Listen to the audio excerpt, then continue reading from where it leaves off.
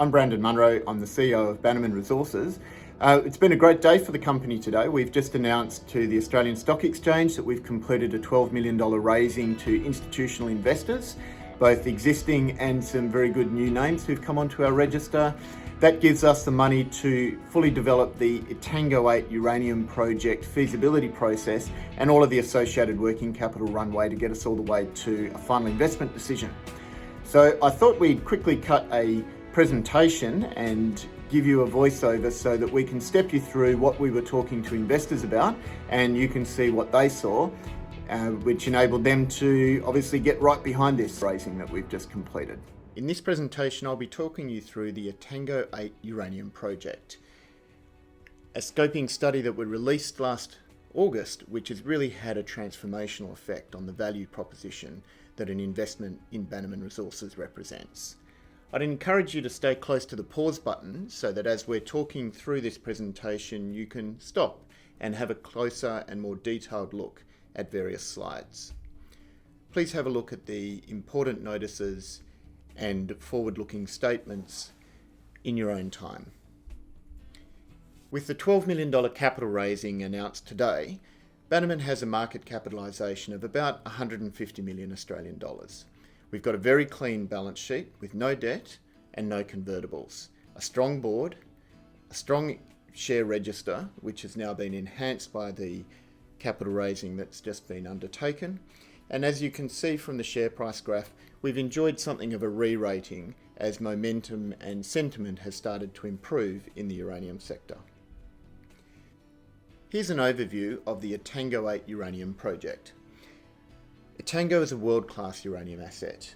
It's a globally large-scale resource endowment. Importantly, we've got very low technical risk. It is a simple project. Namibia has excellent supporting infrastructure, as you can see from the map on the right. We've got rail, road, water, grid power, and a deep water port, all within easy reach of our project. I know Namibia really well. In fact, I lived there with my family for more than 5 years, working in the uranium sector. And I can tell you, I would not want to be in developing a uranium project in any other country in the world. Apart from the infrastructure, it's been exporting uranium for more than 45 years from the port of Walfish Bay, with excellent social and government acceptance of uranium mining. Bannerman has a strong in-country presence. We've got a very senior management team led by Mike Leach, our chairman, who was the managing director of the Rossing uranium mine, and Werner Ewald, our managing director of Bannerman Mining Resources Namibia. And now, with the development of a THEETANGO 8, we can introduce a new dynamic into our company and our value proposition, and that is scalability, as we'll be talking about. This slide sets out the journey that we've undertaken as a company since 2005. As you can see, after establishing a maiden resource at THEETANGO in 2007, we've subjected this asset to extensive and rigorous technical studies, culminating initially in a definitive feasibility study in 2012, which was subsequently optimised in 2015 and 2017, but also the construction and operation of a heap leach demonstration plant, where we piloted this project for more than 3 years. In 2019, we started looking more closely at what the potential would be to look at the ore body differently and scale the project and the ultimate mine development. And it was the culmination of that work that led to us releasing in August 2020 the THEETANGO 8 scoping study. So as you can see from this roadmap here, we very much have two different options with which to look at the uranium market and to look at how we can develop the THEETANGO project for Namibia. There's the original THEETANGO project with the DFS still in place and all of the pilot plant work in its favour, and that would produce on average 7.2 million pounds per annum. But now we also have the more streamlined THEETANGO 8 that allows us to get into development sooner with lower development hurdles at a production rate of 3.5 million pounds per annum, but with the option of scaling up once we're in production and profitable, potentially to that originally conceived 7.2 million pounds. So now I'd like to focus on exactly what we have done with the THEETANGO 8.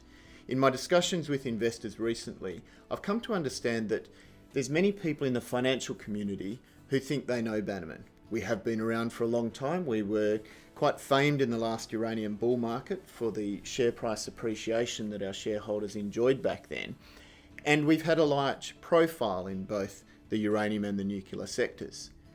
But bear with me as I lead you through why THEETANGO 8 has been transformational for the company and why it's very important for investors to have a closer look and understand just how much we have changed as a company because of this. This slide talks to, first of all, that advanced study history that we saw on the roadmap slide. All of the work that we're doing at the moment as part of THEETANGO 8 has already been done at a definitive level, at a very, very high quality standard, with very detailed technical work being undertaken. As I've said, we announced a scoping study in August 2020, and we ensured that we used the highest quality consultants with the most intricate and appropriate knowledge of exactly this type of mining in the uranium sector. The result was a scoping study of high quality, and in accordance with that approach, we've put out very detailed information. You can see a selection of the slides that you can get from our presentations tab on our website, and there's also a very detailed scoping study announcement that enables you to get a very clear picture of where we're at, and also gives you an insight into how well this scoping study has been undertaken. As I say, by definition, a scoping study is an early stage technical document. However, it has an enormous amount of definitive work that underlies it because of the previous DFS processes we've been through as a company. So what is a THEETANGO 8? Well, it's a downscaled version of the original THEETANGO project. The throughput capacity of 8 million tonnes per annum over a 14-year mine life produces on average 3.5 million pounds of uranium. The currently designed life of mine would consume 51 million pounds of total uranium production, but bear in mind our total resource is 271 million pounds, all at the THEETANGO project. So the potential for mine life extension or scaling up is very real and is not governed by the size of our ore body. The financial returns have improved significantly as a result of THEETANGO 8, and they're robust and attractive.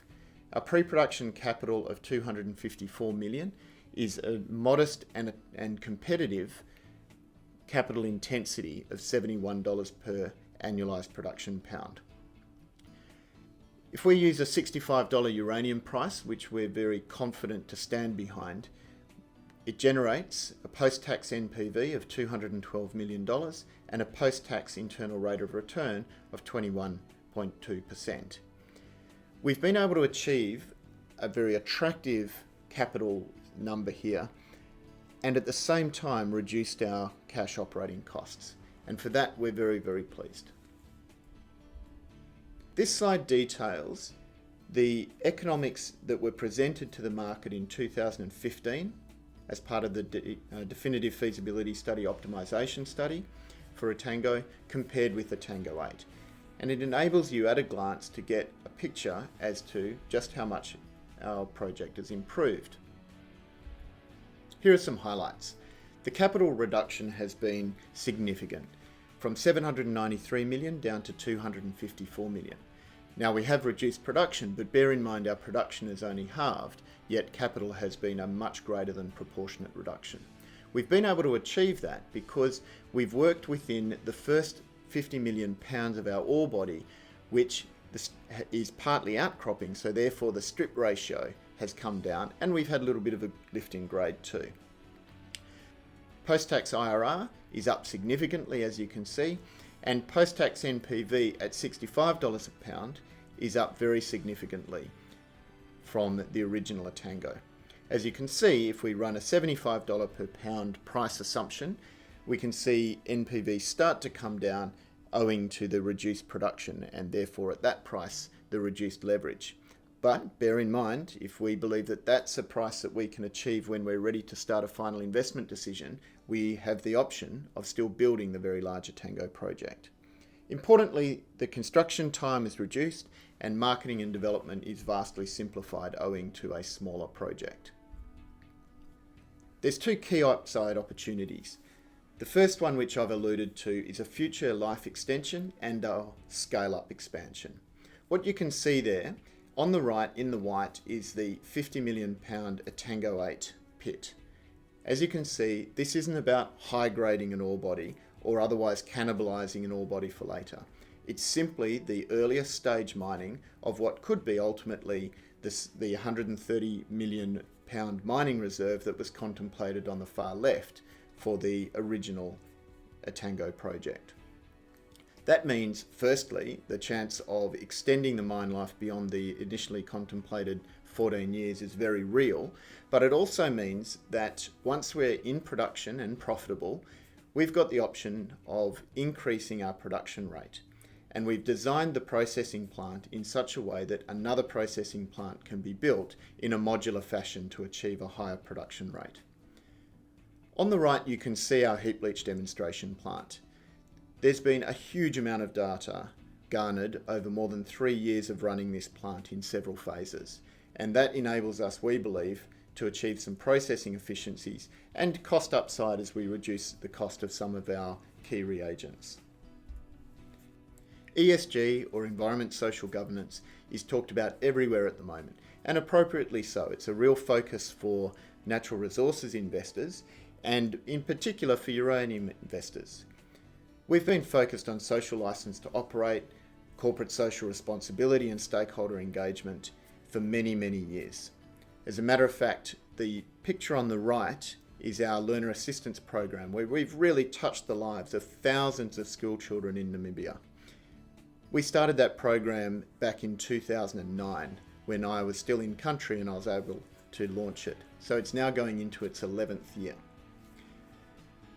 From an environmental perspective, we've got strong credentials. First of all, we've got an environmental approval to operate the THEETANGO mine, including the external infrastructure, but also we've had a baseline since 2008, and all of the environmental work that we've done has been very high quality.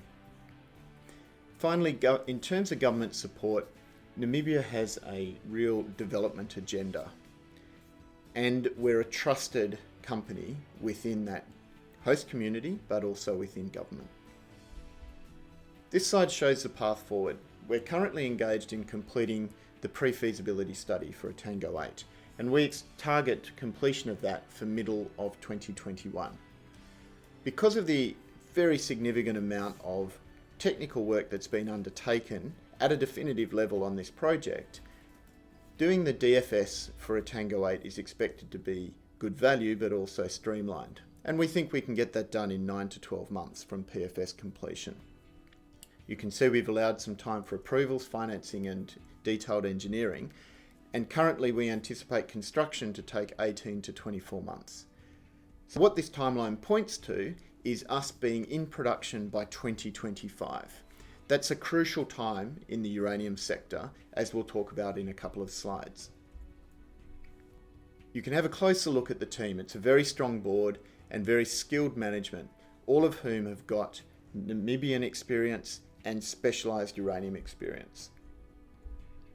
Let's talk about uranium for a moment. There's outstanding macroeconomic dynamics that are driving this sector.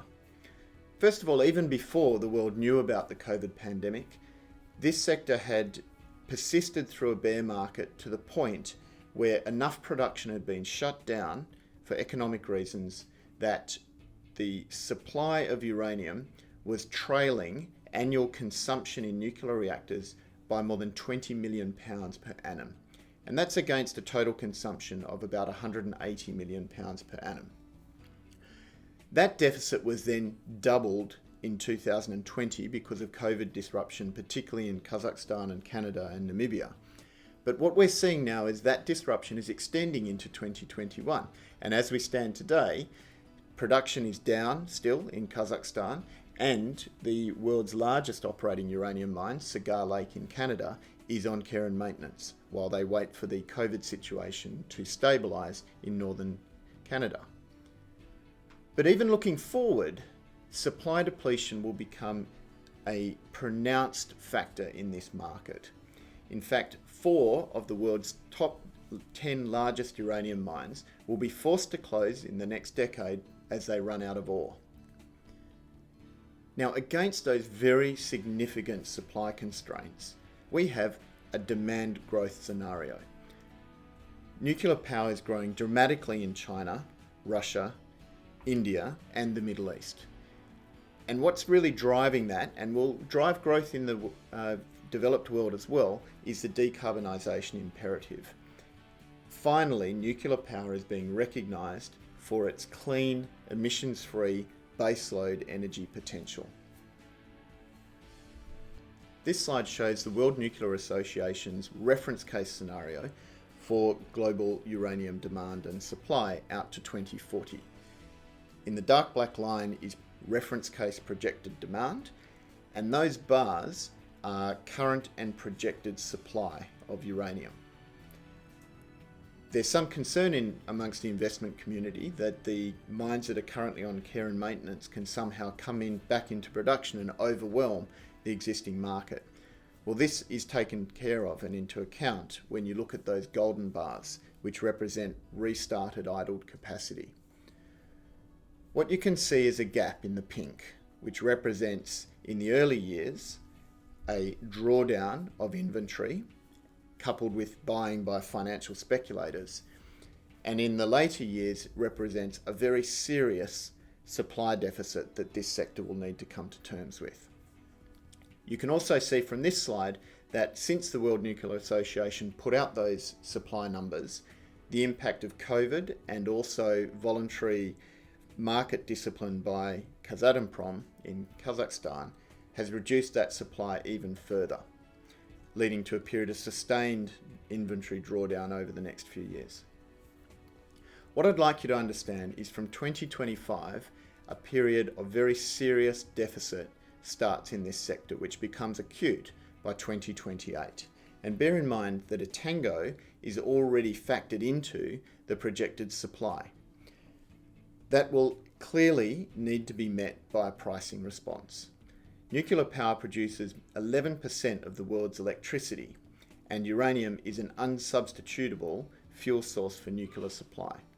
So in those circumstances, the market will simply need to respond, because the world cannot lose a large and significant form of emissions-free energy.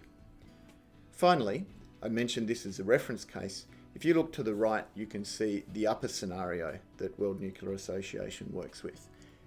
So if nuclear power develops according to the assumptions for the upper scenario, then that supply deficit and that market response is going to be even more acute.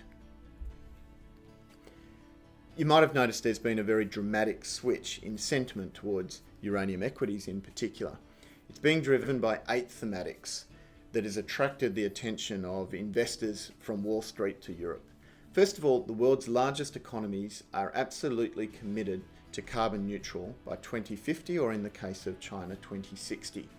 That comes at a time when the limitations of intermittent renewable energy are becoming more obvious to both the policymakers, the politicians, and their constituents, and the acceptability of nuclear power in key markets has grown substantially. Secondly, the electrification of everything, not only transport, has changed the landscape in just the last couple of years from one of electricity rationalisation and power savings that were projecting a decrease in electricity demand in the Western world to a sharp increase of electricity demand, not only in developed nations that are urbanising, but also in the Western world. Just ask Elon Musk. Thirdly, China is an enormous disruptive behemoth in this sector. On my projections, by 2040, China will have a nuclear fleet that consumes as much uranium as is mined in the entire world today. Small modular reactors and advanced reactors are starting to have an implication in this sector, and they are operating as a softener of public opinion and also will become a demand factor in themselves. You need to remember that uranium is being looked at by financial speculators and Wall Street in the context of an overall commodity super cycle and a flight to real assets driven by expansionary monetary policy. That's now starting to bring generalist investors and speculators into this sector. Any pressure on demand and supply, as we anticipate particularly from 2025, will be exacerbated by the geographic imbalance between supply and demand centres. 90% of the uranium that's produced and mined around the world comes from countries that consume either none or an immaterial amount of uranium. And equally, in the countries that consume 90% of the world's uranium, they have no real impact on uranium mining. That imbalance has created a substantial amount of geopolitical tension that will ultimately go to price in this sector. And finally, investors are starting to understand there is a transformation in our sector as uranium and nuclear power are being recognised for their ESG credentials and the very important role they can play in the worldwide decarbonisation imperative. So finally, at THEETANGO 8.